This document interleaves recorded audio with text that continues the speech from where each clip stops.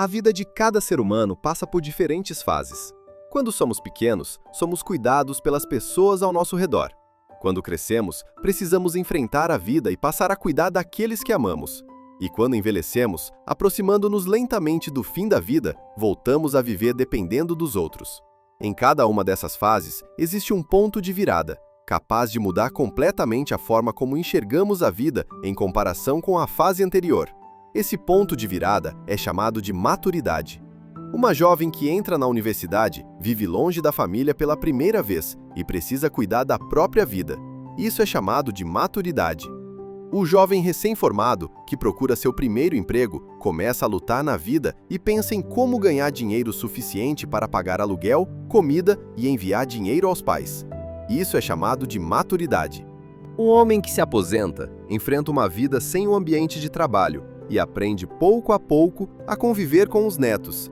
Isso também é chamado de maturidade.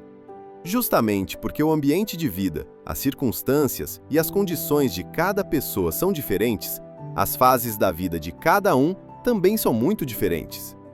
Alguém que precisa entrar na sociedade e ganhar dinheiro desde os 18 anos, certamente terá um marco de maturidade diferente de alguém cuja família cuidou bem de sua educação.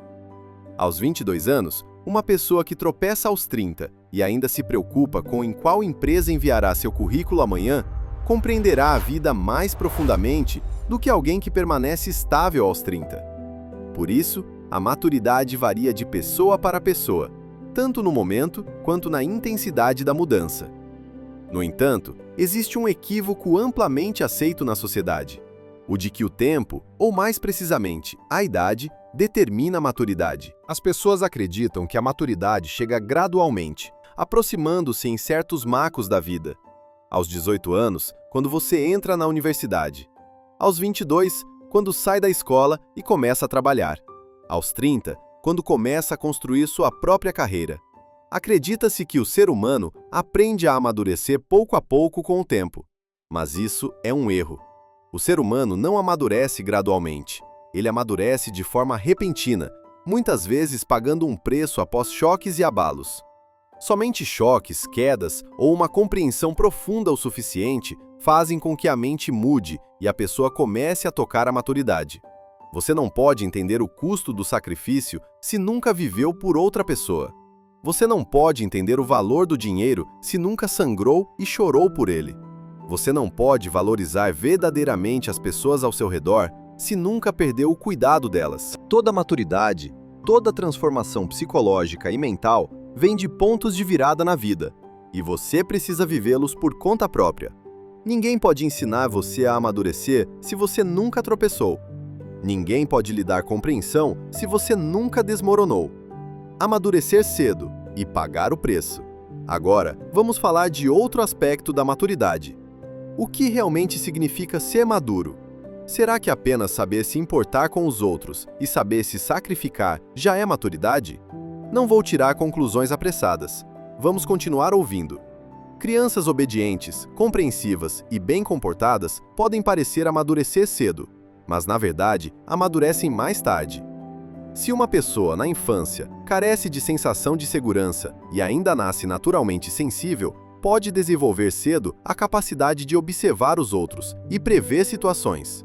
Desde muito cedo, ela consegue perceber se os outros gostam dela ou não, o que sentem por ela, e então reage de acordo. Por amadurecer cedo demais, esse tipo de pessoa acaba entregando todo o seu valor pessoal ao julgamento alheio e se torna alguém com tendência a agradar os outros gratuitamente.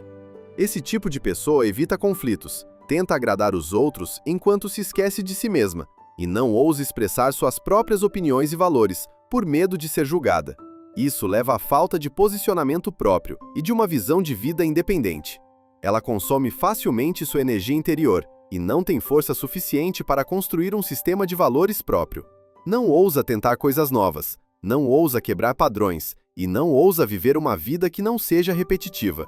Mais perigoso ainda, isso leva à timidez, ao medo de se comunicar, ao medo de tentar coisas novas e ao medo da mudança. São as boas crianças aos olhos dos pais e parentes, mas por terem aprendido cedo demais a agir conforme a expressão dos outros, perderam a chance de explorar o mundo real. carecendo de experiência prática e até da oportunidade de errar. Podem ser inteligentes e capazes de analisar claramente os relacionamentos dos outros, mas elas mesmas, às vezes já com mais de 30 anos, não ousam tomar a iniciativa de se aproximar do sexo oposto. Nunca dão um passo adiante, nem estendem a mão para ninguém. No fundo, não sabem e também não ousam amar. Há também crianças menos sensíveis. Em troca, elas ganham coragem. Talvez por terem a pele grossa e serem ousadas, ousam tentar mais, amar mais e tomar mais iniciativa. Não precisam sofrer internamente nem se afogar em emoções para saber como agir corretamente. Algumas pessoas chamadas de maduras cedo ainda vivem em estado de fantasia ou sofrem profundamente após ganhar e depois perder algo. Podem ser boas em análise e ter emoções internas ricas, mas têm medo da mudança, medo do fracasso e medo do ridículo e da humilhação. Suas mentes estão cheias de teorias sobre como o mundo funciona, mas a experiência prática é escassa e o conhecimento da sociedade é extremamente limitado.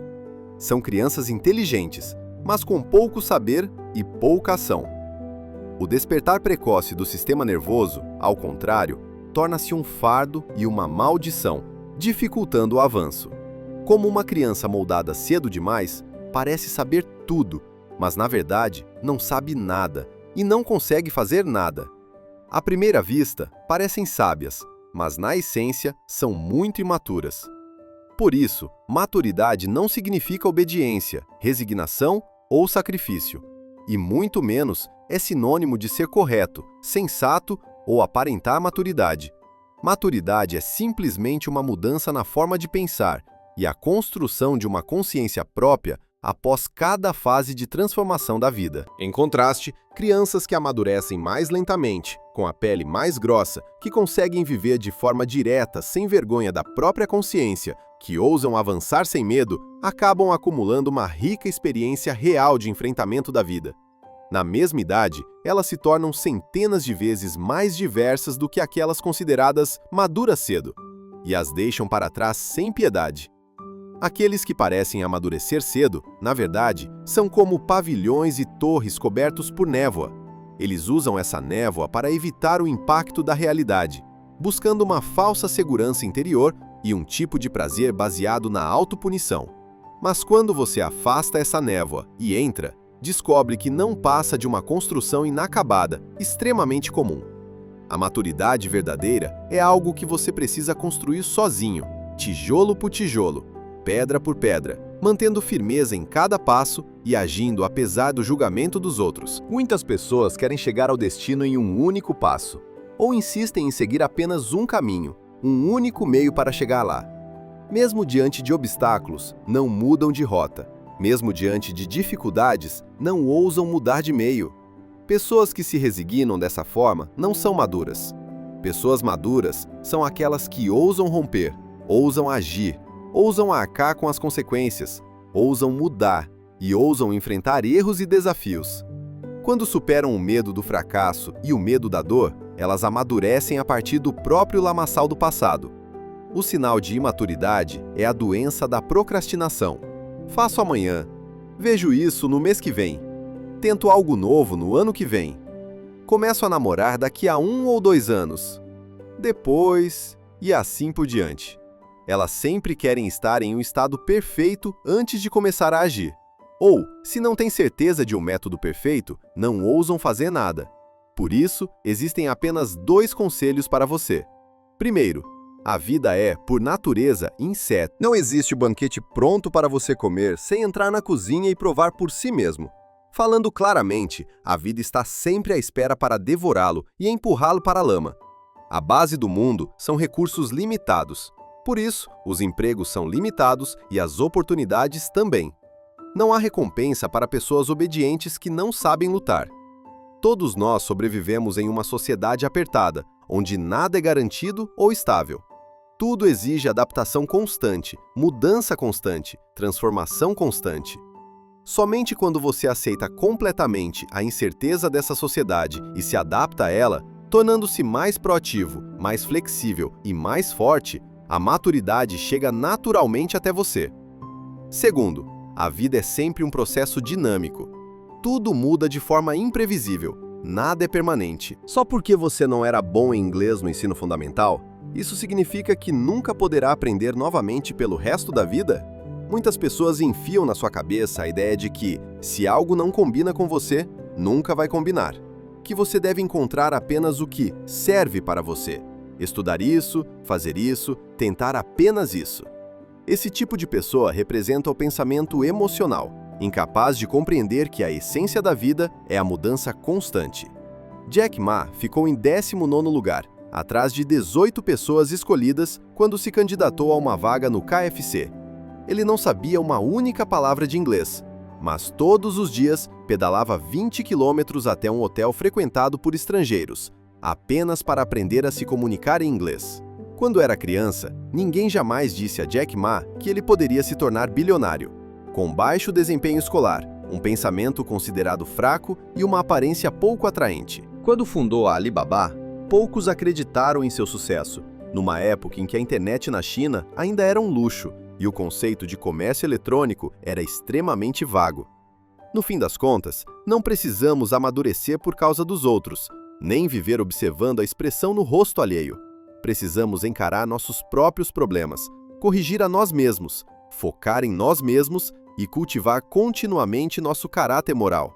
E nesse processo, amadurecemos aos poucos e desenvolvemos capacidades reais. Tudo mais não passa de moldes criados para aprisionar você. Portanto, aprender coisas erradas com pessoas erradas é pior do que tomar o remédio errado. Não tente agradar os outros. Existe uma verdade dolorosa, mas incontestável. Se você cuida de um cachorro por 3 dias, ele se lembrará de você por 3 anos. Se você fica ao lado de um ser humano por 3 anos, ele pode precisar apenas de 3 dias para esquecê-lo. Você comprou bolsas para eles, deu dinheiro, cozinhou, cuidou deles com conforto. Mas basta um único mal-entendido para que tudo desmorone como se nunca tivesse existido. Isso acontece porque o chamado afeto, dito pela boca das pessoas, é apenas uma parte da emoção. E a emoção é instável, frágil e pronta para virar as costas em meio às lágrimas. Por isso, nunca seja ingênuo a ponto de tentar satisfazer todas as necessidades de alguém. A essência de agradar os outros é entregar, com facilidade excessiva, aquilo que você considera valioso. E o resultado é que eles não valorizam. Você gasta sua energia por eles, tenta salvá-los, enquanto eles nem sequer tentam salvar a si mesmos. Para entender a natureza humana, é preciso compreender uma fórmula cruel. 100 menos 1 pode resultar em 0, e 0,1 mais 1 pode resultar em 100. A fórmula da vida é completamente diferente da fórmula da matemática. E a fórmula da emoção também é completamente diferente da fórmula da moralidade. Se você dá a um mendigo 10.000 todos os dias, no dia em que lhe der apenas 1.000, ele o amaldiçoará em silêncio pelas costas. Mas se você normalmente lhe dá apenas 100 por dia e, de repente, em um certo dia lhe dá 10.000, ele chorará, se curvará em gratidão e agradecerá até a sua família e a sua empresa. É assim que o coração humano funciona. E se você não entender essa fórmula fria, você não poderá compreender a natureza humana. Ajudar os outros é uma virtude, mas nem todos merecem a sua bondade. Há um ditado: socorra a emergência, não a pobreza. Porque a pobreza muitas vezes nasce da mentalidade e da forma de pensar. Uma pessoa de caráter corrompido certamente desperdiçará a sua bondade, e mais cedo ou mais tarde fará você sentir um frio cortante até os ossos. Em Romance dos Três Reinos, por mais que Dong Zhuo tenha dado a Liu Bu o cavalo de guerra supremo, o Corcel Vermelho, o tenha nomeado grande general e colocado exército sob seu comando, tratando-o com extrema generosidade, tudo o que foi preciso foi uma mulher, Zhao Chan, para que Lu Bu o atravessasse com um único golpe e o matasse. Em contraste, Liu Bei apenas uma vez lançou o próprio filho ao chão diante de Zhao Zilong, e aquele valente general esteve disposto a morrer por Liu Bei. A bondade, quando oferecida à pessoa certa, é luz. Mas quando você entrega o coração à pessoa errada, é como carregar o karma dela sobre si.